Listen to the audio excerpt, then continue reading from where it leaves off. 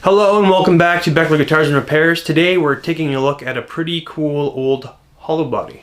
Let's have a look.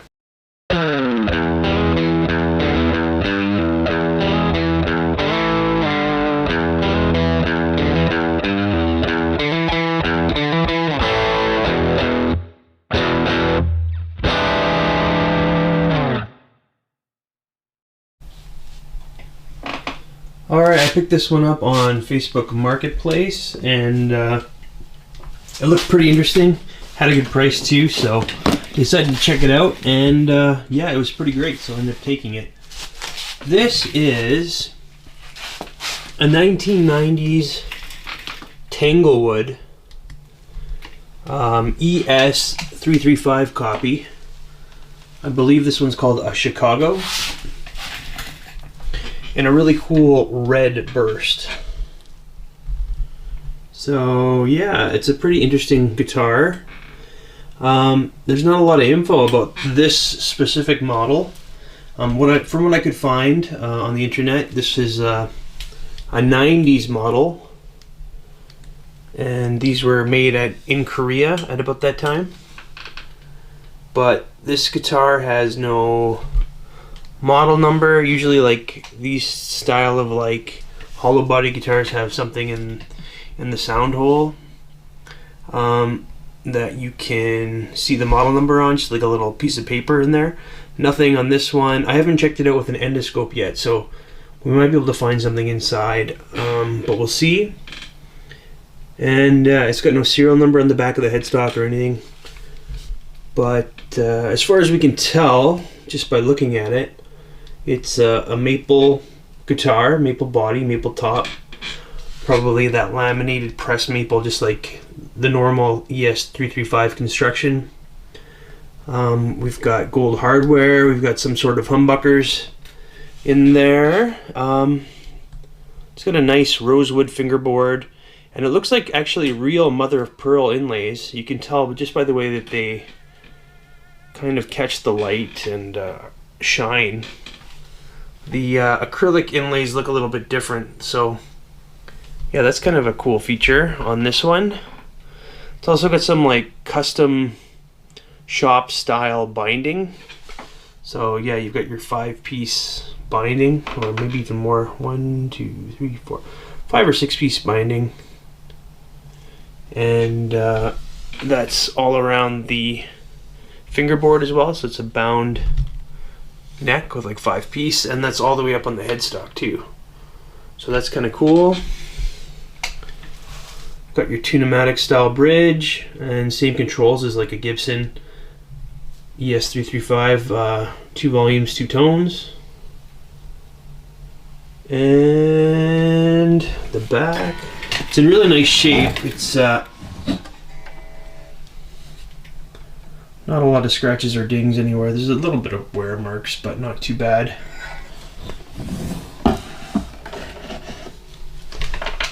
But yeah, I really like that burst job. It looks pretty nice. Red bursts are kind of hard to find, so it's kind of cool. It looks pretty classy with that gold hardware as well. And then it's got a 3-piece maple neck, which is a very nice spec. I do like maple necks on Gibson style guitars. They just they seem to be a lot more sturdy and stronger than a mahogany neck, especially the 3-piece maple, because that actual glue join, those 2 other glue joins, actually make the neck a little bit stronger as well. So I find that these necks don't hardly ever warp, or you hardly ever have issues with them. With mahogany necks, that can sometimes be an issue. And yeah, like I said, no serial number or anything. Just some basic looking tuners. The burst is actually on the neck too, which is nice. And yeah, no major scratches or dings anywhere, and it actually plays pretty nicely. I don't think it's going to need much of a setup, but we'll check all that once we're doing the specs and put new strings on it. Alright, so let's go ahead and get it on the bench, and we'll get have a look at the specs. Alright, so it's weighing in at 8 pounds, 6.6 ounces.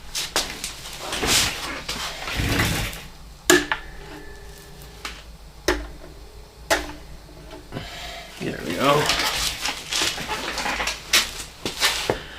Alright, there's our neck profile. So it's a C neck, a nice rounded C. It flattens a little bit by the 12th fret, but still pretty C.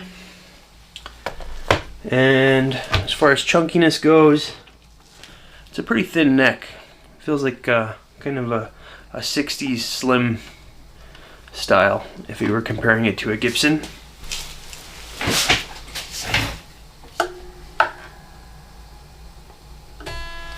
So yeah, a little bit of a narrower neck at 1.656 at the first fret, and that goes up to 2.02 at the 12th.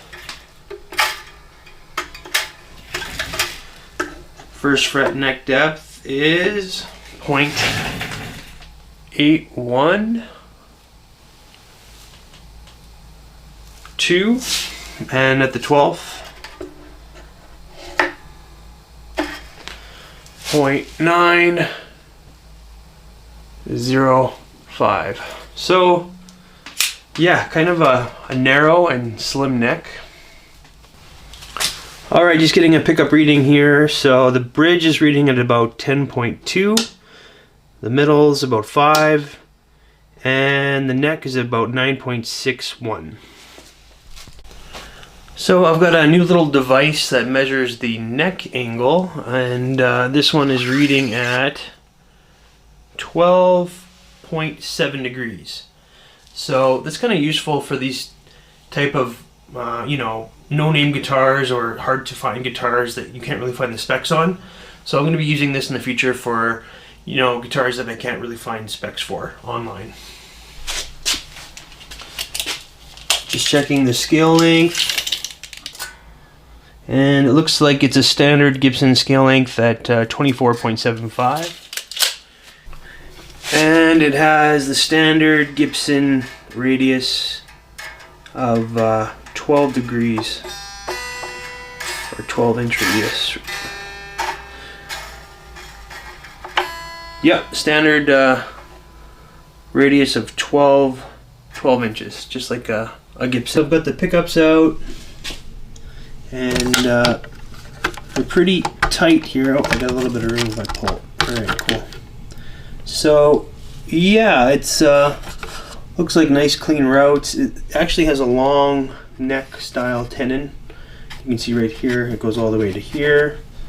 And the block. So these ES335s have a center block. Usually it's maple, like the rest of the guitar. This one looks like it's mahogany. You can see the grain is a little different on there, so that does not look like maple. As far as the pickups go, they're unbranded. They're just gold on the back. They look like 90's era Korean humbuckers that you see in a lot of different offshore guitars. So I guess we'll see how they sound, but they don't look to be anything special. Back in there. And then here's a look at the two-pneumatic bridge. It's like a Nashville style. And it looks nice. It hasn't collapsed or anything like that. And it says it's branded Gin AH on there. See if I can get it to focus. There we go. And here's the tailpiece. It appears it's full weight and it's branded the same, Gin AH. Alright, now I'm going to go ahead and use an endoscope so you can have a look on the inside. Just have a look at the electronics inside and see how it's put together through the sound holes here. Okay, here we are, just going in through the F-hole with the endoscope. And, yeah, it's a little hard to aim the camera, so the footage is always a little bit janky. There we are. Okay, so we're in there, You see a dust bunny over in the corner. I'm gonna have to make sure I clean that out. And there's our maple, joined to the maple, joined to the maple. Construction on the inside looks nice and clean. There's not a lot of squeeze out anywhere. And you can see our mahogany block looks a little bit different than all the other woods. So yeah, that is indeed a mahogany block. And let's move over to the other side.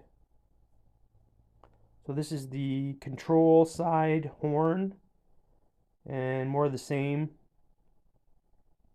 Just nice clean construction, no squeeze out or messy parts or anything, so it looks good. And let's see if we can turn around and see the controls a little bit. Yeah, there we go. So there's the other side, more dust bunnies. Make sure we clean that up. And there's our output jack and our wiring. Looks like these are mini pots with some sort of capacitor. So yeah, they look like Korean style parts for the hardware. And I think I'm just trying to get the switch on camera. Let's see. There's the other potentiometer.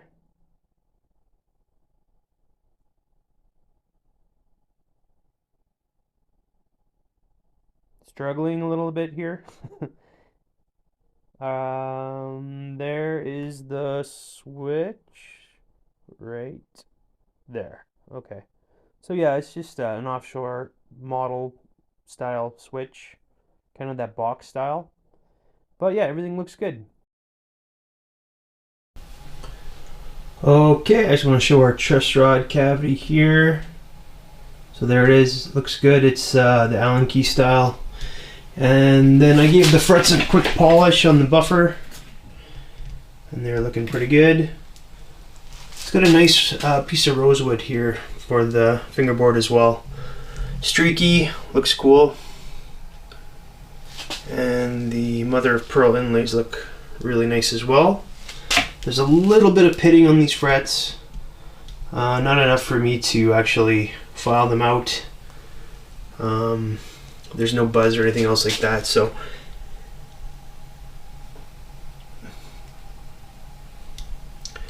sacrificing the fret life, like how much fret is left for that small a pitting, is not really worth it, in my opinion. I only do a level and crown if it's actually affecting playability. So yeah, I'm also going to adjust this truss rod just a little bit, because even with no strings on there, there was a little bit of relief in the neck. So I'm just going to go ahead and see if I can do this one-handed. There we go. So we got a nice turn there, and one more, and then we can check the relief with the straight edge, see where that's at. Perfect. And I can see that the notch straight edge is sitting flush against the fingerboard, so that means there's no relief in this neck, so that means it's a nice responsive truss rod as well. And we can adjust that truss rod further once we get the strings on. So I'm going to go ahead and string it up with some 9's, Diodario 9's, and then we can check the setup and see how it plays. Alright, so the guitar is all tuned, strings are stretched, it's intonated with the Strobo Plus HD, and I got really low action on this with no fretting out anywhere, which is really nice. Usually it's harder to get that low of action on offshore models, just because there's not as much attention to detail during the setup phase as compared to like a higher end guitar. But I'll show you the action in a sec here. So I want to do the fret end test, like for fret sprout. A couple other channels do this, and I think it's kind of useful to see what the fret sprout situation is on guitar. So I'm just using one of these disposable socks that you use in like shoe stores and stuff to try on footwear. But it's perfect for checking for fret sprout. So any sort of a snag is going to rip this thing to shreds. So I'll just show you. This one is remarkably smooth. So if I do that, you can see it's still in really good shape. Maybe a couple small little snags there, but it looks largely the same as before I rubbed it. So I'm going to try the treble side here. And yeah, again, hardly anything. So yeah, these things are nice and smooth, and there's no fret sprout at all. So okay, so action at the first fret. If I hold the third fret down, you can see that right here the string is just gently resting against the fret, and that happens all the way down the fretboard. So that's really nice action here. It's nice and easy to play. And then for the 12th fret, just using our action ruler.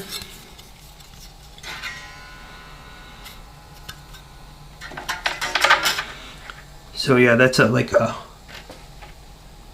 1.5 on the low E and like a 1 on the high E. So the action is very nice and low, and I'll just run through the fretboard now.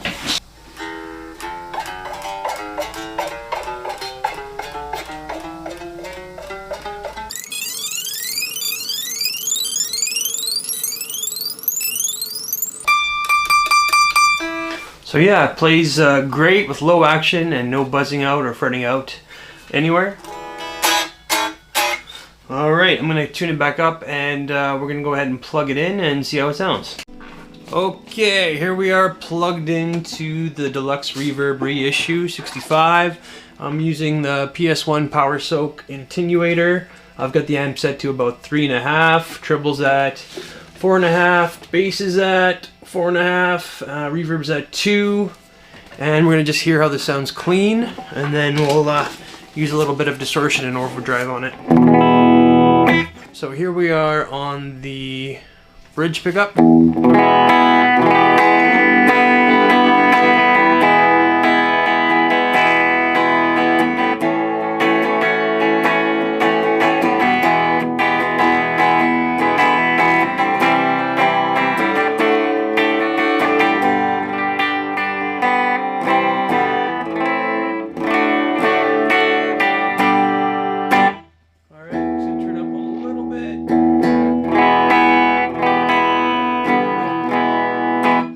Now I'm going to move on to the neck pickup.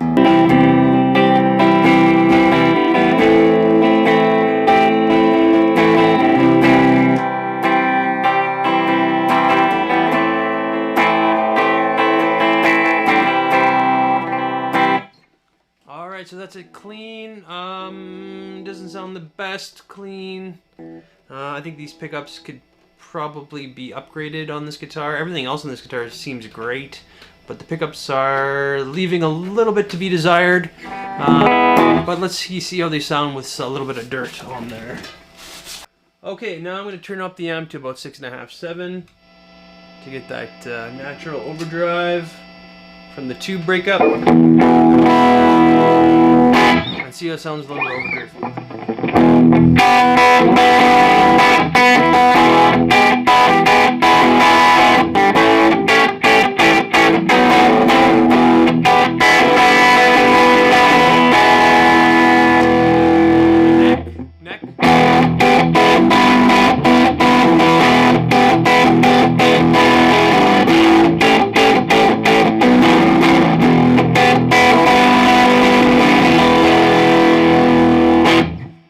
Neck pickup sounds pretty mean with a little bit of overdrive.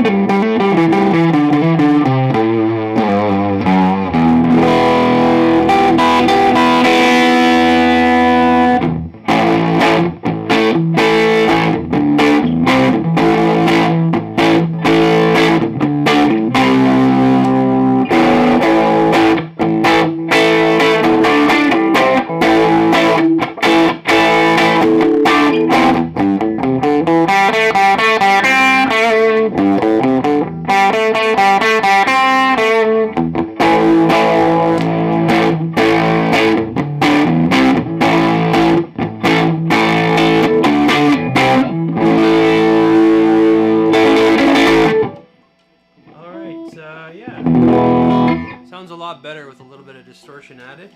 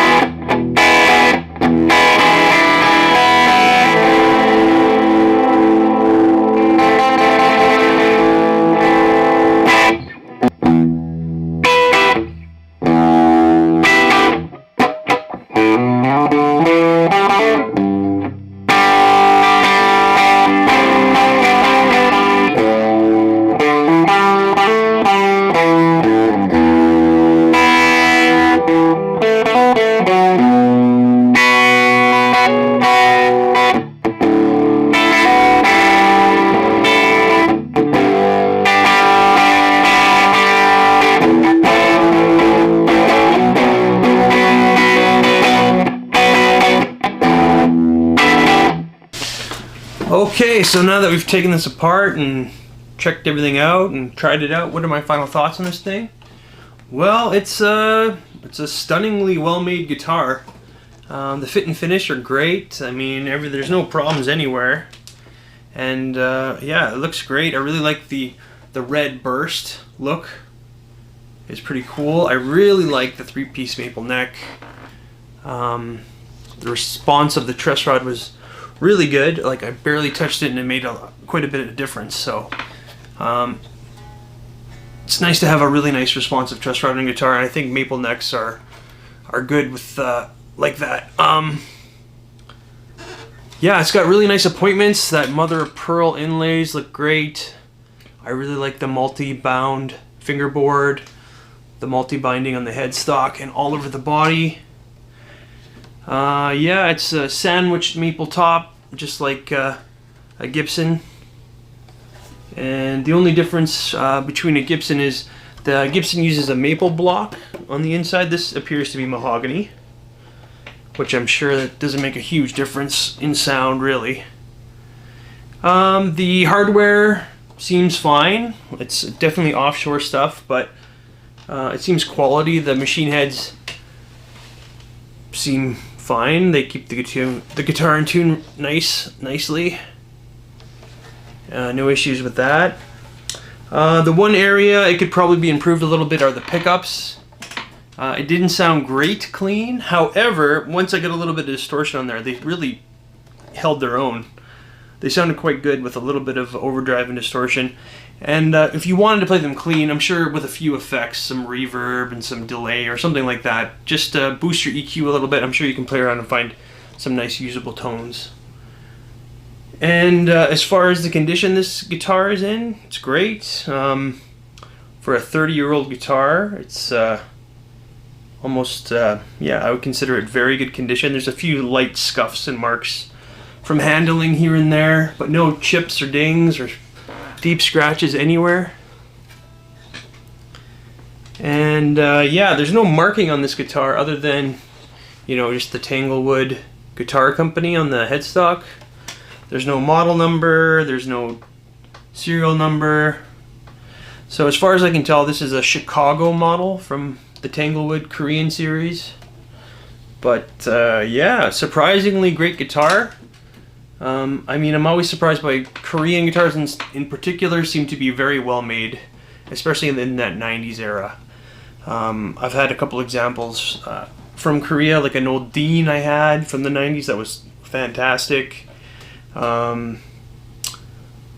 Yeah, there's some, like the PRS, the early models. Those aren't from the 90s. I don't think those are from like early 2000s, but those are great too. So guitars coming out of the Korea factories are quite nice, especially in that time frame in the 90s. And yeah, there's a tiny bit of pitting on the frets, but again, they don't affect playability at all. If they get any worse, you might need to do a fret or a crown and a level, but as of right now, they're fine. And yeah, not a lot bad to say about this, except for maybe the clean on the pickups. But you could do a pickup swap if you wanted, but they do sound really good with distortion as well. And this guitar comes with a brand new hardshell case that I showed at the beginning of the video. And yeah, good to go. If you're interested in this guitar, I'm going to have it up on the Reverb page, which will be in the description. And other than that, I think that's going to be it for today. Thanks for tuning in to Beckler Guitars and Repair. And I'll have more for you really soon. I just got a really cool MIK 12 string that we're going to be checking out right away. So thanks a lot. Have a good day.